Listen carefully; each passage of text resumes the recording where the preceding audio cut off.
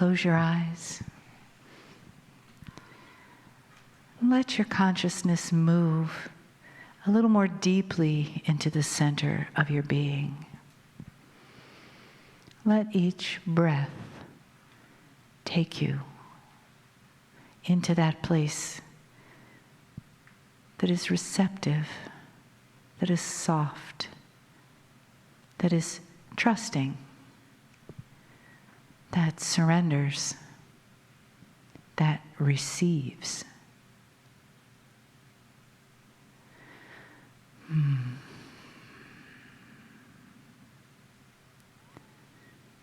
the energy of what's been created here today and what continues to be created, in the love and the honoring that comes from Cryon, the love and the honoring of the human and the journey of the soul here in human form.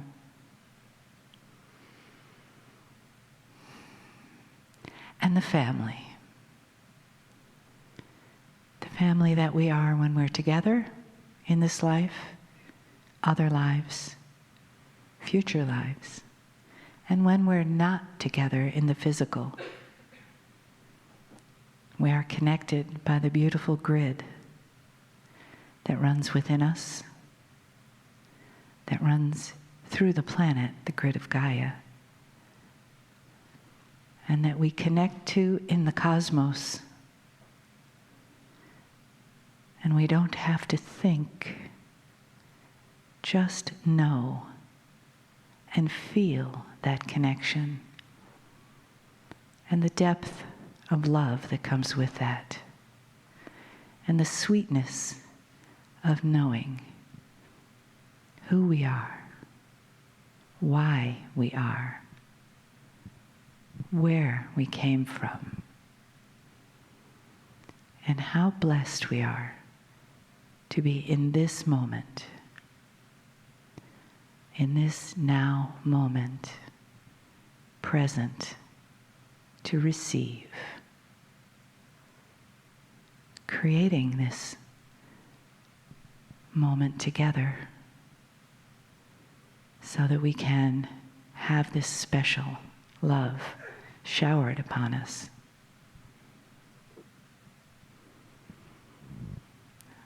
Take a deep breath in and let yourself receive even more deeply, just opening more. And you don't have to know what that is. Just trust that it is. And let your soul resonate with the love that is supported and acknowledged through the beauty of the energy and the message of Cryon. Greetings, dear ones. I'm Cryon of Magnetic Service.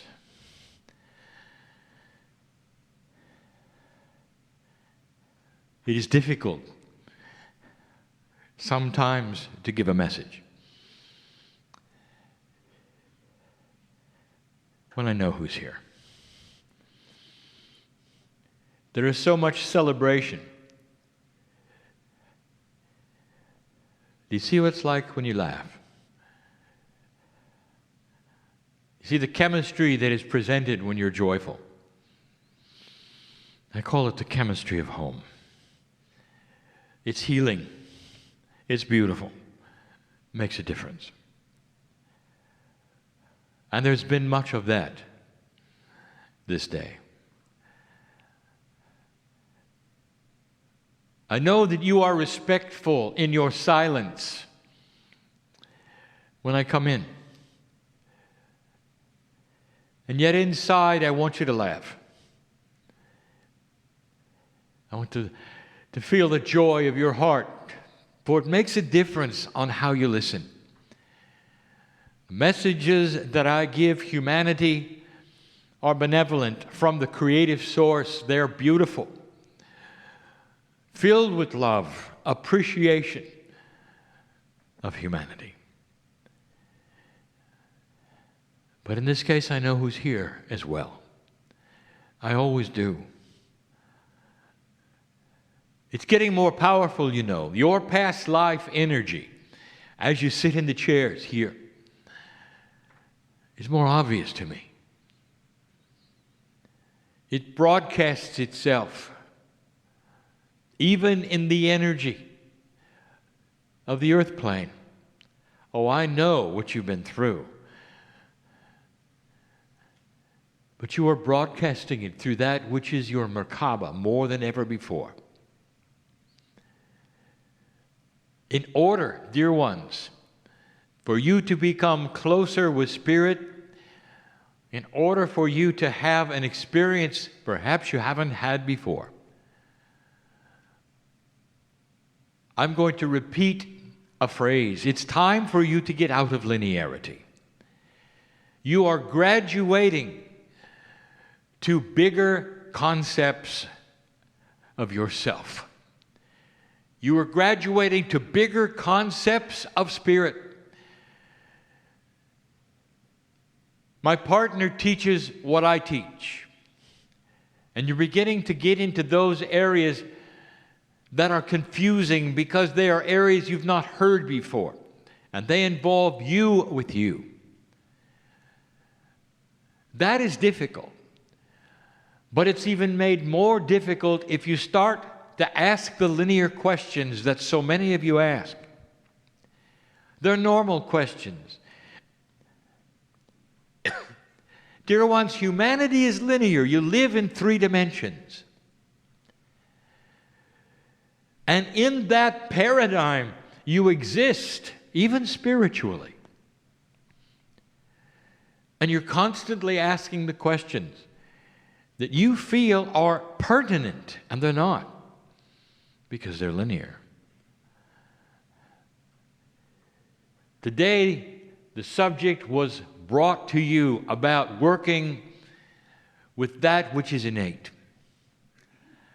To talk to that which is your body, to imbue yourself with the ability of mining the Akash. These are all concepts. And yet, that which you wish to know about them are linear. I know what you're thinking. The questions so often go like this. How many times a day should I get in touch with my cellular structure? What is the optimum time for meditation? How long should I meditate? Should it be in the morning and the evening? What does Spirit want from me? How often should I talk to my cells in a personal way? When I want to generate synchronicity, how is it done, and at what amplitude should my intent be? All of these are linear, and yet you ask them. Is it all right to do it this way? Is it all right to do it this way? And they're all linear questions. The channel is called The End of Linearity. In order for me to give you one basic truth today, one basic truth, I've got to give you a parable. So it is time yet again for a parable of woe. I'm going to talk about a human being called woe. Woe is always the subject of the parables. Now, woe is not a male or a female. Woe is a woe man. So it is both. We will call the human being woe and will refer to it as a him for this particular lesson. I want you to know woe. Woe loved God. Woe was an old soul, and he awakened on the planet with intuitive knowledge there was a creator.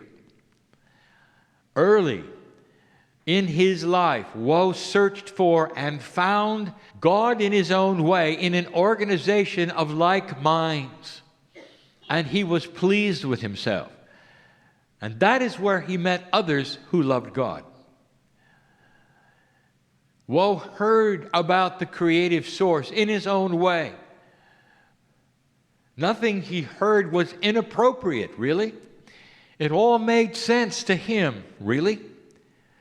And we've said this before. Blessed is that which searches for God, period. No matter what the organization is, or whether you think they've got it right or not, the search for God is honored by the creative source. Woe had found his niche and his search, and he began. Woe heard that there is life after his death, and he believed it. It felt right. It was intuitive. Woe knew that he could live his entire life, and that there would be a time when he would literally be taken in some form, in some way, to a magic place that he can't even fathom, where he would get that which is a party or a reward for all that he had done on the planet. He was told that the more he did, the more that he accomplished, and the lists that he had would please God, the more he did, the greater chance that when it came for the point of judgment, he would be judged worthy. Woe knew he was worthy. But he began the lineage of his life that was linear. Woe was not wrong. Woe was not really misinformed. Woe was simply being the human. He was doing what humans do. They quantify, they qualify, they count, they assemble, they log. And he did that. Woe went to church many times, sometimes more than once a day. Every single time he went, he kneeled before God, and he knew he was in the presence of God, and he felt God's love. Woe wept all of the time, feeling the incredible love of God that was there. In the system that he chose, he found God. Every time he went to church, he logged it in. He knew someday there would be someone, perhaps in a place he can't even fathom, that want to know how often he went. Woe was told that it would help if he would then be open and talk about that which he had done or thought and confess these things, and he did that, knowing absolutely that this was the process that God would be pleased with, and he did. Many times, over and over. And he felt good. He logged that in too. Woe was looking for other things that would please that which was the creator of the universe itself. He felt part of it. He felt the love of God in his church. He started volunteering. He would go and help this person and that person over and over. He would do labor in order to be a volunteer, knowing it was pleasing to God. He put it in his logbook. The book was getting very big. Woe was getting older. He was so pleased. He was in his second book, in his third book, in his fourth book, logging in the things that he was doing. And he felt good about it. Everything that he heard from those in charge, who were the spiritual teachers, would agree in everything he was doing. Woe was doing it right. He's a good man. He was a good person. He didn't hurt anybody. And then it was time. Woe passed away peacefully. Peacefully. He knew it was the time, and he knew that he would meet the Master. He knew that he would go to a place again that he couldn't even conceive of, that would be beautiful beyond anything that he had seen. And he was right. Oh, he was right. He passed through the tunnel and he recognized the white light at the end. This is God. This is where it's going to happen. I'm on my way to a place where there'll be a beautiful gate where they will listen to me. I brought my logbooks. They're maybe esoteric, but they're with me. I've got them with me. I can tell what I've done, how many times I've done it. Indeed, they will be impressed with me because I did it right. I love God. God loves me. He got all of that right. All of it. God loved him, and he loved God. Could it be more perfect? No, really. Not to woe. He'd done everything properly, and he's a good person. Woe was correct. He got to this beautiful gate. Woe didn't understand at this point in time, but later he did. The gate was it was a conscious creation of his own. He expected it, and even in death, he was there. Woe was ready. There's a beautiful golden angel at the gate.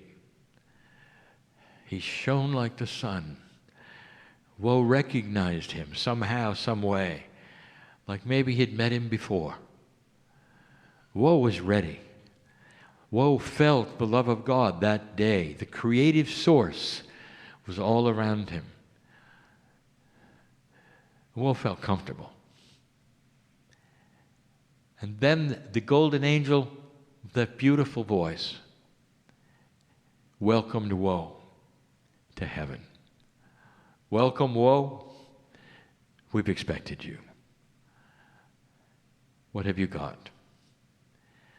To Woe, this was the opportunity to prove himself. What did he bring with him? What had he done?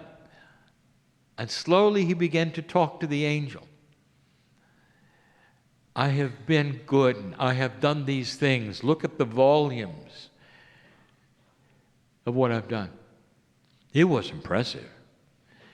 Woe talked for a long time, giving that golden angel who was so patient with him over and over the things he had done, that which would be pleasing to God.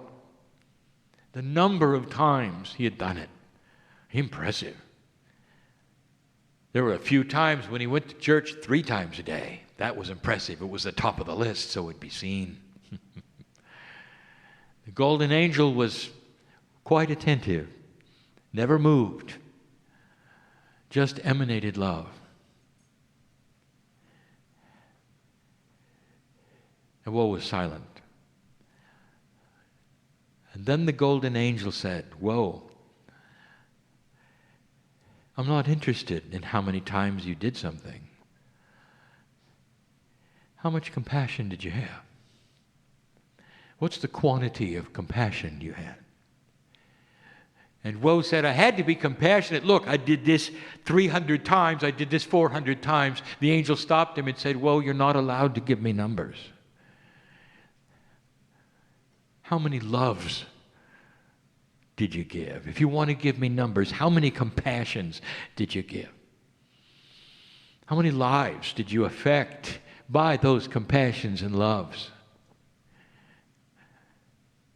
And Woe was beginning to feel uncomfortable. And he was saying to himself, maybe I did it wrong. Maybe I got it wrong. The golden angel could read his mind. Woe, I want you to relax. And I want you just to tell me. What was your intent as you did these things? And Woe had no answer except one.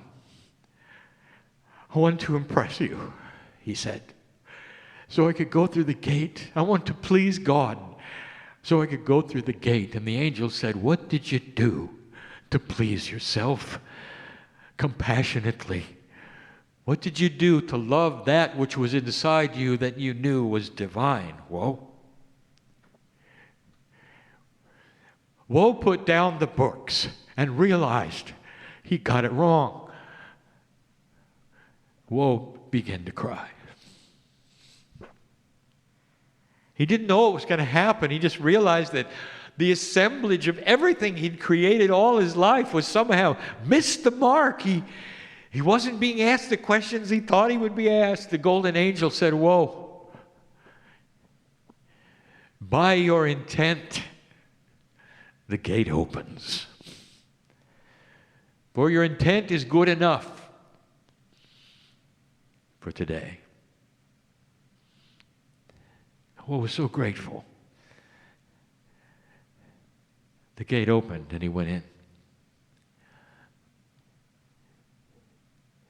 Now this is where we have to stop the story of woe, because woe was no longer woe as soon as he passed the gate. He became part of the creative source. He became part of the family. We've told you what happens to you when you cross that barrier between human consciousness and the consciousness of God. How long woe was there, we can't tell you that either, but we can pick up where woe begins again.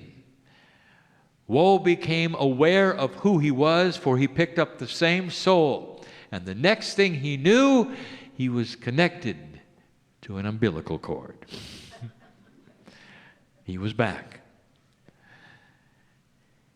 This is the story of woe, the parable that we want to give you to answer some of the questions that we hear over and over. I want you to be clear about the end of linearity. There are no steps to climb. There are no beads to count. There's no repetition that will create the love of God for you. Did you hear that? There is no act which you can perform which gets you into a better place than you're in now. There's no amount of anything that you can do that's all linear. These are concepts which we wish to teach tonight, and we already have by the story of woe. He loved God, but in the process, he didn't love himself. First question. I want to meditate correctly before spirit. It's a good question. It's linear. And I'll give you the answer. Because the question is about how many and how much. It always is. How much should I meditate? How long should it be? You're still asking. I'm going to answer. How many times should you meditate? Are you ready for this? Once. How often? Once. Now, Cryon, is that once a day? No. That's for the rest of your life, dear one. One time. I want you to go in meditation and never come out. Do you hear me? Never come out. I want you to be close to your peace of God inside. You're always in a meditative state. You're in a walking meditation. You're alert, you're connected, and you never leave. Do you hear this? That's a concept. There is no linearity. And if you object to that and say, well, yeah, but you're not in 3D, Cryon. We got to do it here or there. Or no, you don't. You do it one time. And let your body decide when it gets intense and when it isn't. When it's you're driving, or when it's you're walking, or when you're talking to a friend, or when you're compassionate, or when you're perhaps sleeping. One time. You're always there. You're connected to God.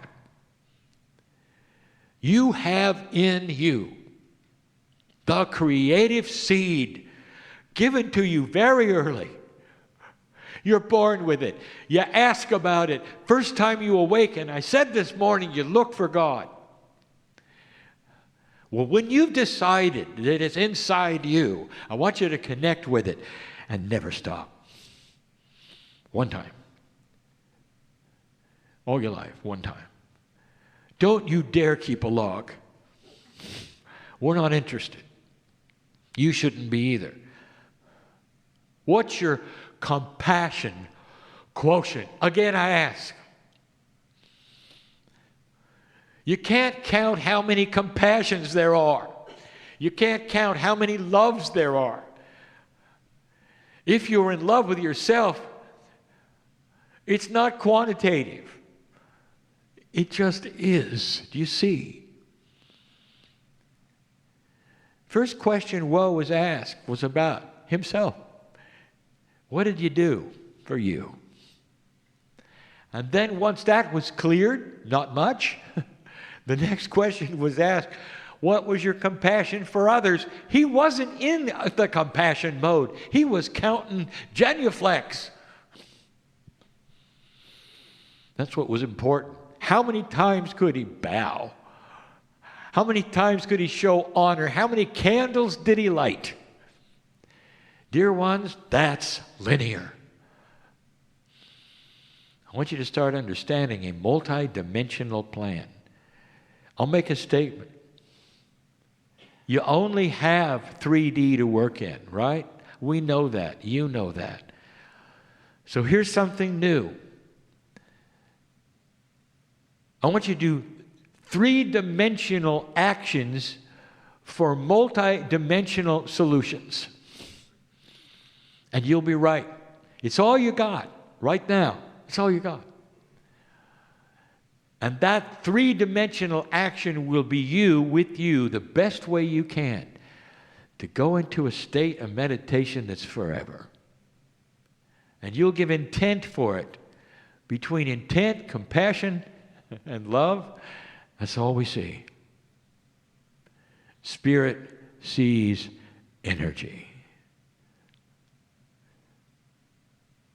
Spirit sees energy. And the compassion that you would have for the one next to you, when you walk out of the room, for the one who cuts you off on the road, the compassion you'd have for a family member who doesn't understand where you were today and gives you a bad time. That's energy. How you doing so far? These are the tough ones. It's easy to be compassionate to a homeless person or a poor person. What about for you? Can you have compassion for your own life?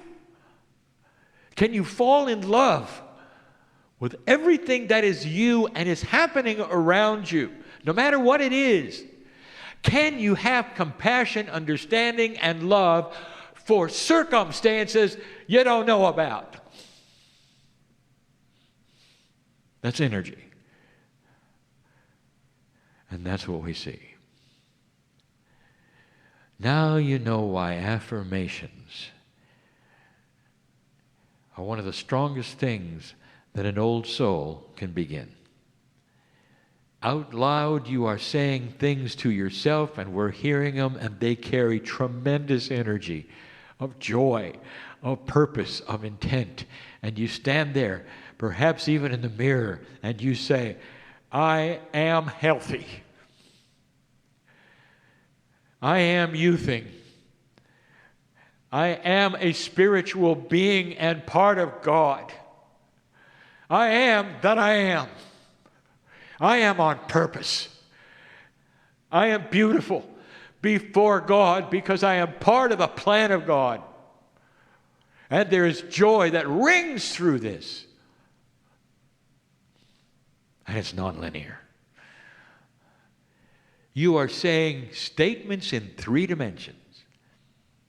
And you're getting multi-dimensional solutions. This is the new human, dear one, who starts to understand the language of spirit is energy. Now go do it, old soul. Go do it. And so it is.